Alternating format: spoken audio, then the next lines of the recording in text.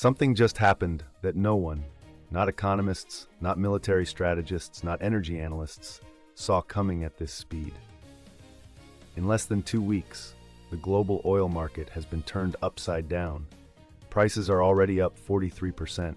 The barrel broke through $116, and now an Iranian military commander looked straight into the camera and issued a warning that sent shockwaves through every financial capital on Earth. If you can tolerate oil above $200 a barrel, he said, keep playing this game. This isn't a bluff from a minor official. This is a direct challenge from Iran's Revolutionary Guard, delivered in the middle of what is rapidly becoming one of the most dangerous military confrontations of the 21st century. And the man who lit the fuse is sitting in the Oval Office. Here's everything you need to know and why it affects every single person watching this. To understand how we got here, you have to go back to February 28, 2026. On a Saturday morning, the first workday of the week in Iran, while millions of ordinary people were going about their lives, the United States and Israel launched a coordinated military operation unlike anything seen in decades. It had a name, Operation Epic Fury, and the name was no exaggeration. Within hours, President Trump appeared on his Truth Social account. Not a tweet, not a short statement, an 8-minute video. In it, he delivered news that made world leaders stop mid-sentence. Ali Khamenei, the supreme leader of Iran for more than 30 years, was dead. Khamenei, one of the most evil people in history, is dead, Trump wrote. He couldn't escape our highly sophisticated intelligence and tracking systems. The statement detonated across every newsroom on the planet. Oil prices surged immediately. Stock markets shook. And in Iran, something unexpected happened. Not mourning, but confusion, then fear, then rage. But here's the part that not everyone was paying attention to that day. Because what came next would prove to be even more consequential than the strike itself. In the days following the strike, Iran's military scrambled to respond. Missiles were fired toward Israel. Drone attacks were launched against Kuwait, Qatar, and Saudi Arabia. U.S. bases across the Middle East went on the highest alert. Then, on March 2nd, Brigadier General Ebrahim Jabari stepped in front of reporters and made an announcement that froze global energy markets in place. Any ship that tries to pass through the Strait of Hormuz, he declared, will be set on fire. He didn't stop there. He added that Iran would also strike oil pipelines across the region, and that prices would hit $200 per barrel within days. Now, to fully appreciate why that statement caused immediate panic, you need to understand what the Strait of Hormuz actually is. It is a narrow channel of water, at its tightest point, barely 21 miles wide, sitting between the Arabian Peninsula and the Iranian coast. And through that 21-mile gap flows roughly 20% of all the oil consumed on the entire planet every single day. Saudi Arabia, Iraq, Kuwait, the UAE, all of them depend on the strait to ship their oil to the world. If Iran closes that bottleneck, or even makes it appear dangerous to cross, the ripple effects hit every gas pump, every airline, every factory, every heating bill on Earth. And Iran wasn't just making threats. Within 24 hours, the government officially declared the strait closed, specifically to the United States, Israel, and Europe. The world had just entered new territory. Trump did not blink. Within hours of Iran's blockade declaration, he went public with a direct counter-challenge. The United States Navy, he announced, would escort oil tankers through the Strait of Hormuz, by force, if necessary.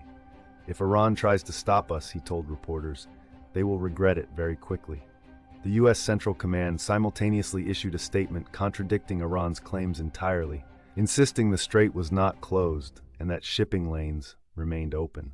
It was a high-stakes game of dueling narratives playing out in real time, with hundreds of billions of dollars hanging in the balance. Iran's Revolutionary Guard responded with a statement that read less like diplomacy and more like a dare. We have total control of the Strait of Hormuz. We are waiting to see if the Americans are brave enough to enter. By March 3rd, the two most powerful military forces in the region were essentially daring each other to make the next move inside one of the most critical waterways on the globe. But what happened next surprised even the most seasoned analysts. While the military standoff was dominating headlines, a parallel story was unfolding inside Iran's power structure, that carries enormous long-term implications. With Khamenei dead, Iran needed a new supreme leader. The process is handled by the Assembly of Experts, a body of senior clerics, and within days, a name emerged that sent a chill through diplomatic circles worldwide. Mojtaba Khamenei, Ali Khamenei's own son, 56 years old, a hardliner known for an uncompromising anti-Western stance, even more rigid than his father's. Some analysts suggest the selection signals that Iran has no intention of pulling back from confrontation. Reports from regional intelligence sources indicate the regime may be betting that economic pain, sustained, global, undeniable, is the only leverage it has left against a U.S. military it cannot match in open combat. The calculation, as one energy analyst framed it, is brutally simple. If the world feels the pain of $200 oil, political pressure on Trump from allies, markets, and voters will do what missiles cannot. Whether that bet pays off, that's the question Wall Street, Washington, and every oil-importing country on Earth is now wrestling with.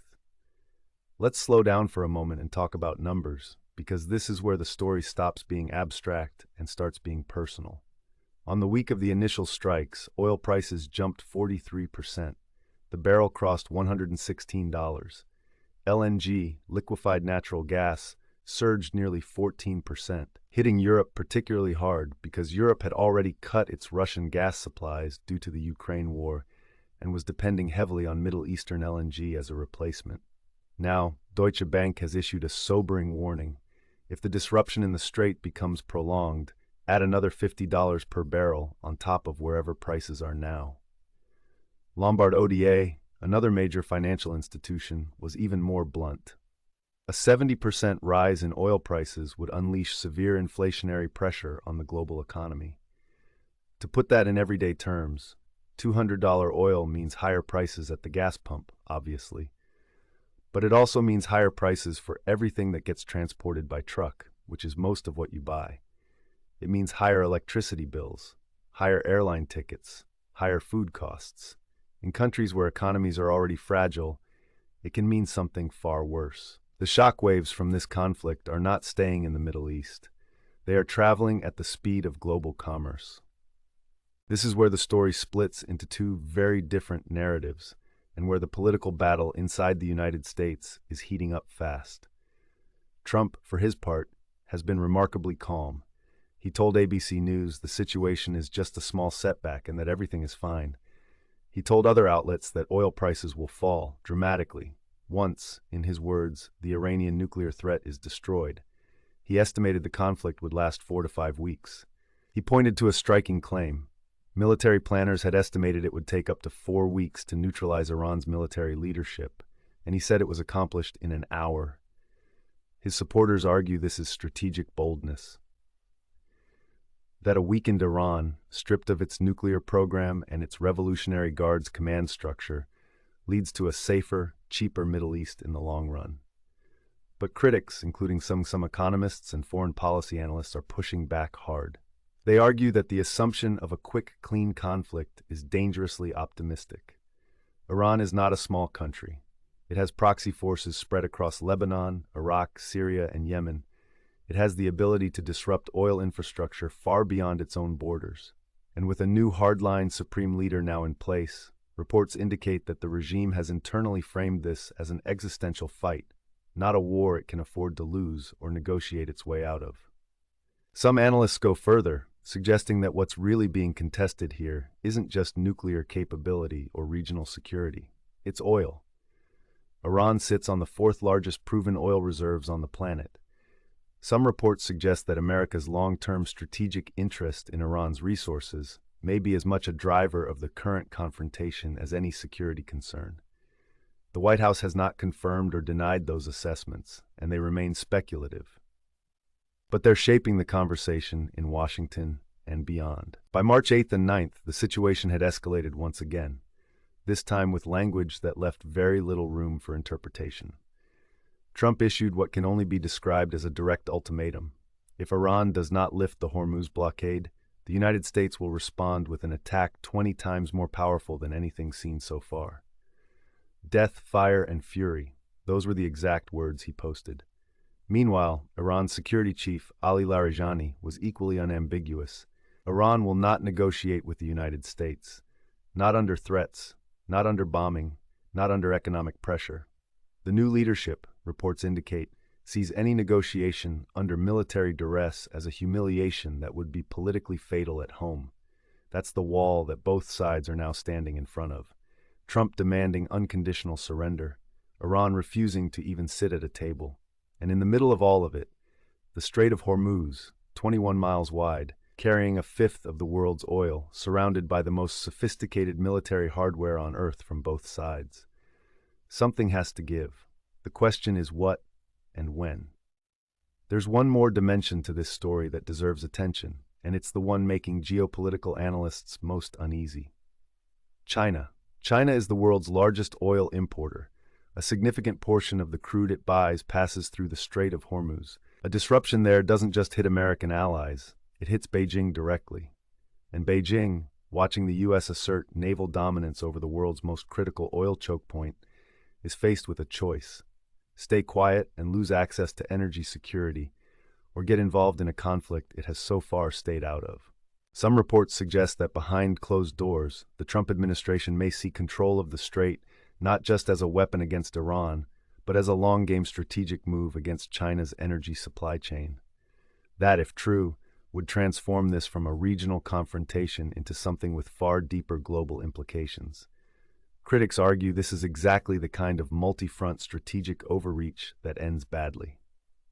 Supporters say it's exactly the kind of bold move that reshapes the world order. The market doesn't know which side to believe. And that uncertainty, more than any single military strike, is what's keeping oil traders, central banks, and finance ministers up at night. So where does this leave us? Oil is above $116 a barrel and climbing. Iran's new supreme leader is a hardliner with no known appetite for compromise. The Strait of Hormuz is the center of the most tense naval standoff in a generation. Trump has issued a 20 times stronger ultimatum. Iran has responded with $200 oil threats.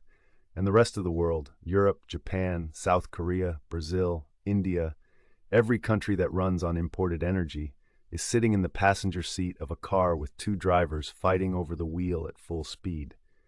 Trump's position is that this is all part of a plan, that the pain is temporary, the outcome is worth it, and that a Middle East without Iranian nuclear capability will be a safer, cheaper place for everyone.